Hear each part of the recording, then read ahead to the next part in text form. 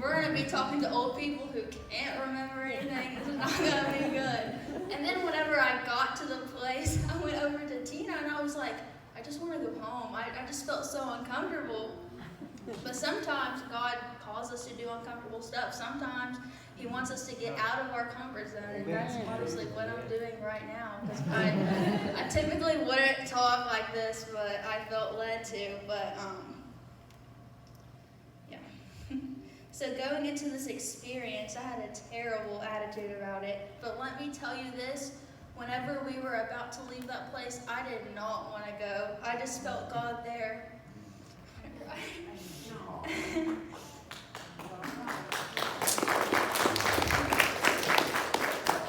He changed my heart and my attitude as soon as we started singing to them.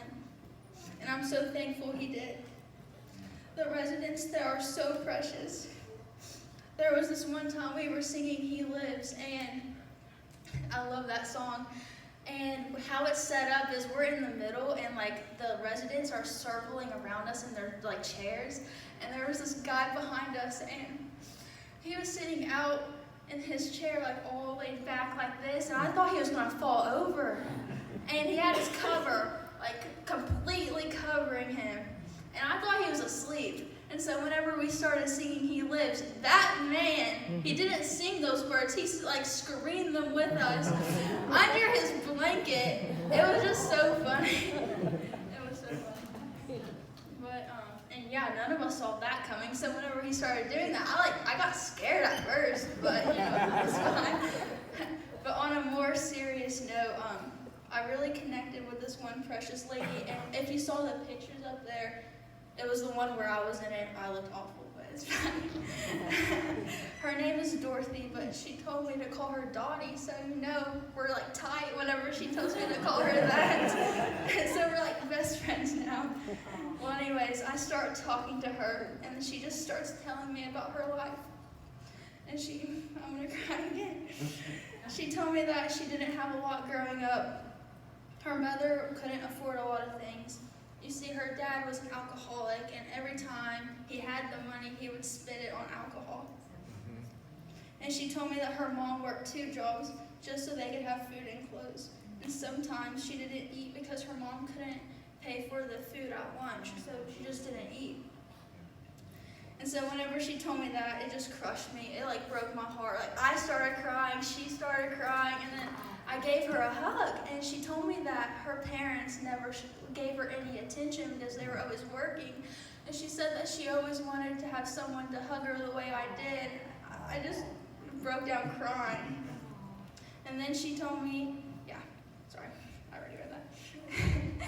And then I just felt led to tell her about God.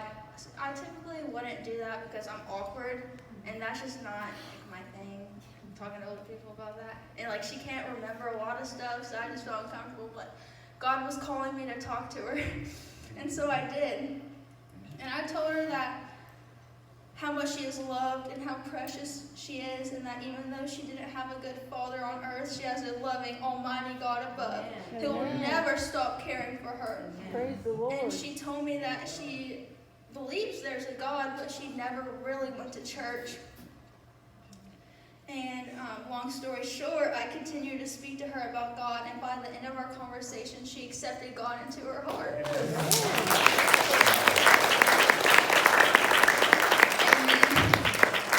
God is good. Yeah. And then she said that she didn't understand why young girls like us would want to go out of our way to talk to old people like them. And I told her it's because we want to. We want to love on people and share the gospel. This is our mission. You don't have to go out of the country to do mission work either. There's people anywhere and everywhere who need Jesus. Amen. We shouldn't do good deeds just for God to love us more. No, that's not how that works. God already loved us before we were even born. We don't have to do anything to earn His love. All we have to do is say yes to Him. We should be willing to do good things and spread the good news, not only because He loves us, but because we love Him.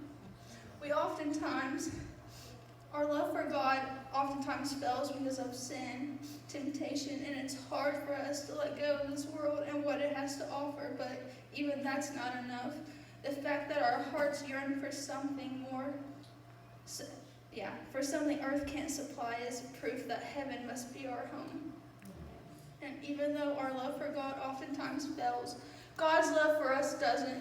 God never changes. His love for us never changes, and every day he continues to choose us, to love us, to pursue us when we should be doing the same to him. 1 John 4:10 says, "My love for you is not based on your love for me." Amen. Amen.